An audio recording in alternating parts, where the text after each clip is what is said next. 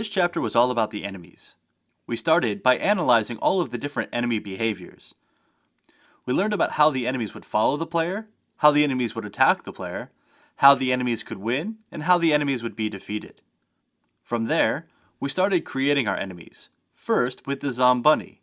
We looked at the different components that the Zombunny requires to navigate and physically interact with the rest of the game.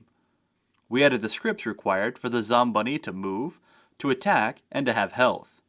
We finished with the Zombunny by creating the animator controller and setting up the animation states. After that, we started creating our other enemies. We created our Zombear by duplicating the Zombunny and just swapping out the graphics. It was actually very simple. After that, we created the Zombie Duck. That presented more of a challenge, because not only did we have to swap out the graphics, we had to adjust some of the properties of the various components on that enemy. We even had to create an animator override controller, since the Zombie Duck couldn't use any of the animations of the Zombunny or the Zombear.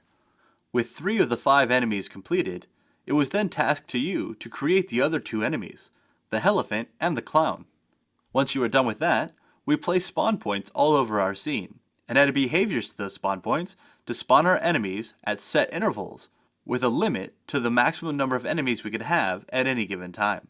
Now that the enemies are created and placed in the scene, the player is going to need a way to defend themselves. In the next chapter, you're going to learn all about the particle system in Unity. You're going to learn how to create some visually stunning effects, and you're going to learn how to add the player attacks so that the player can defeat this new oncoming horde of enemies.